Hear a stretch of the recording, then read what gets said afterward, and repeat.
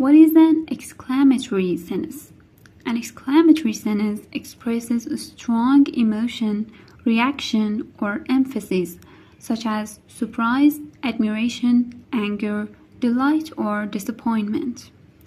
Common patterns of exclamatory sentence are what plus a or an plus adjective plus noun plus subject plus verb. For example, what a beautiful day it is. Yes. The other pattern is how plus adjective or adverb plus subject plus verb. For example, how wonderful this sounds. Okay. In informal speech, the subject and verb may be omitted. For example, we say, what a mess. How strange. Yes. So, an important point here is that exclamatory meaning and exclamatory form are not always the same. For example, that was amazing. It's a declarative form, exclamatory function. Isn't she brilliant? It's an interrogative form and an exclamatory function. Also, keep in mind that not every sentence with an exclamation mark is grammatically an exclamative. Okay, now let's talk about exclamative and exclamatory utterances. A true exclamative sentence has a recognizable grammatical structure, usually with what or how. For example, what a lovely voice she has. How beautifully she sings. Okay, but in everyday speech, people often use short exclamatory utterances instead. For example, wonderful, what nonsense, what a pity. Yes, these are common in spoken English. An important note here is that the force of an exclamation often depends on intonation and stress and context. For example, how clever you are. This can mean admiration or sarcasm depending on how it's said. Yes. For example, I say, how clever you are. Okay. Or I say, how clever you are. You can see that different intonation makes different meanings. Yes. Now, let's see sentence structures. Okay. There are 4 sentence structures in English. What are they? Simple, compound, complex, and compound complex. Yes? Okay. Before studying them, we need to understand clauses. Okay, so let's see clauses first. What is a clause? Clause is a group of words that contains a subject, a verb. Yes? For example, when I say the students finished the task, it's a clause. Yes? Now, we have 2 types of clauses. What are they? Exactly. We have independent clause and we have dependent clause. Yes? Or main clause and subordinator clause. Subordinate clause, yes. Okay. We have independent clause. So an independent clause has a subject and a verb and expresses a complete idea. Okay? It can stand alone. For example, the students finished the task. It's an independent clause. Yes, it's a main clause. And we have dependent clause. A dependent clause also has a subject and a verb, but it does not express a complete idea by itself. Okay, it must be connected to an independent clause. For example, because the students finished the task. So it's not a complete idea. Yes, it's an dependent clause. So dependent clauses can function as noun clauses, adjective clauses, and adverb clauses. Okay, let's take a look at each one of them. Noun clause. A noun clause is a dependent clause that functions like a noun. It often begins with that, what, who, whether, if, why, how, okay, these words. And its functions are as subject or as object, as complement, yes. So, for example, for subject, we have this example, what he said surprised everyone. What, yes, what he said surprised everyone. Object, as an object, we have this example, I believe that she is right. I believe that she is right, yes. And for complement, we have this sentence, the problem is that we don't have enough time. The problem is that we don't have enough time, okay? Now let's take a look at adjective clause. As an adjective clause modifies a noun and gives more information about it, okay? It often begins with who, whom, whose, which, that, where, when, okay? For example, the article that you shared was insightful.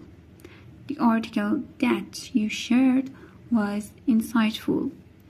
So it functions like an adjective because it describes a noun, yes? And we have adverb clause. An adverb clause is a dependent clause that functions like an adverb. It often begins with subordinators such as because, since, although, if, unless, when, while, after, before, so that, okay? These words. And it can express time, reason, condition, contrast, purpose, and result. For example, when I say, I stayed home because I was tired. This is what? An adverb clause.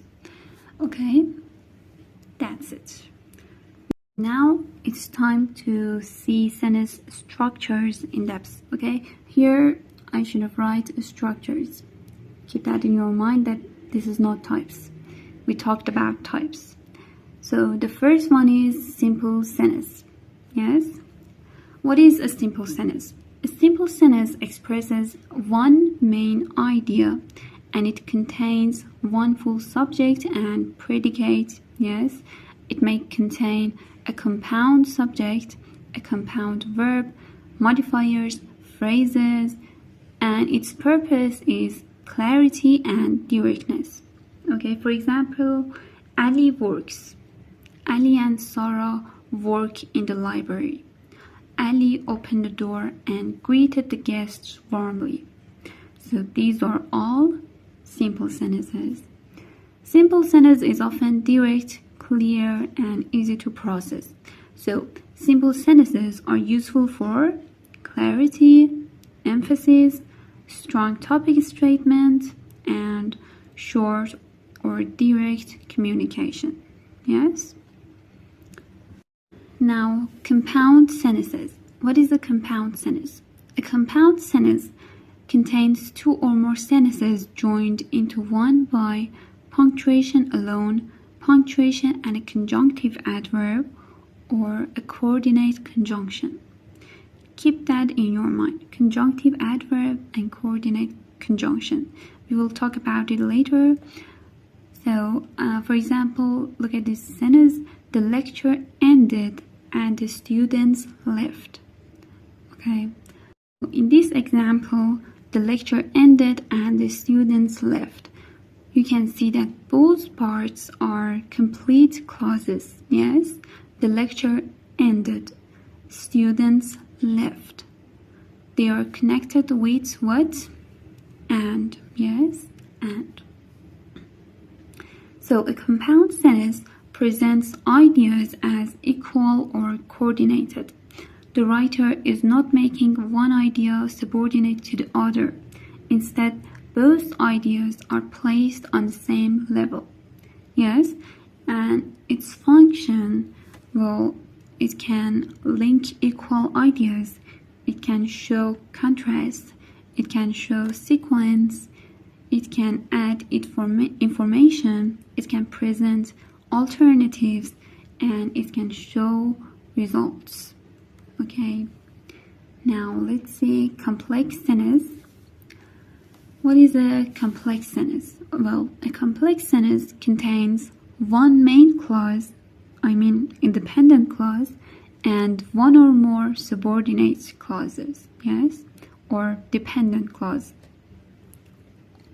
A dependent clause contains a full subject and predicate beginning with a word that attaches the clause to an independent clause, okay? These words can be an adverbial clause, adjective clause, or noun clause, which we talked about this, yes? For adverbial clause, for example, we say, although it was raining, we went out. Although, yes, it's an adverbial clause. For adjective clause, we have the article that you shared was insightful, okay? The article that you shared was insightful. And for noun clause, we have this example. I think that the policy should change. I think that the policy should change. Okay. For complex sentence examples, we can say I stayed home because I was tired. Yes. I didn't finish my homeworks because I was tired. We have independent clause here. I stayed home. Yes. And we have a dependent clause here because I was tired. Yes, actually it's I was tired, and because is the verb that attaches these two sentences. Okay, and meaning of complex sentence. So unlike a compound sentence, a complex sentence creates a hierarchy of ideas. One idea is the main idea and the other idea is secondary, which is supporting or explanatory or conditional or descriptive. Yes, and complex sentences are used to express cause, condition, contrast, time, purpose, description, and reported thoughts or knowledge. Okay, let's look at compound complex sentences. Well, a compound complex sentence contains at least two main clauses or independent clauses and at least one dependent clause. Okay, for example, when I say I wanted to continue the discussion but I left early because I had another class. So this structure combines coordination, yes, equal main ideas, and subordination, a supporting idea. I wanted to continue. This is an independent clause. I wanted to continue the discussion, but I left early. But I left early because I had another class. You can see that we have two independent clauses here. I wanted to continue the discussion. I left early. And we have a dependent clause here because I had another class. So compound complex sentences functions as multiple main ideas or plus a relationship of subordination. Okay, with using compound complex sentences, you can express this. Now it's time to learn coordinators and conjunctive adverbs.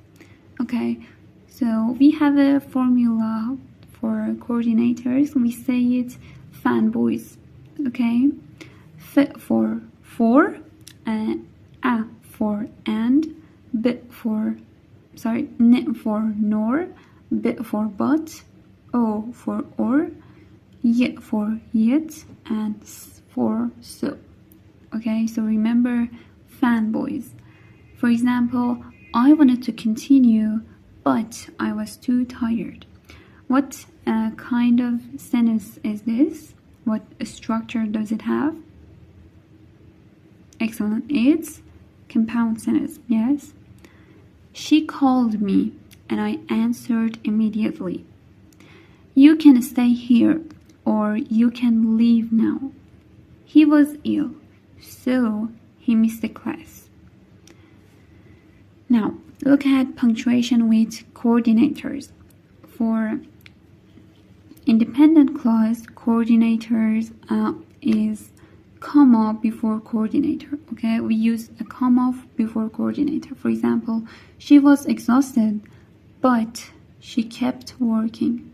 You can see that before but we have a comma. Yes. And the second punctuation for words or phrases only, we don't use comma. Yes, no comma rule. For example, she bought tea and coffee. She bought tea and coffee.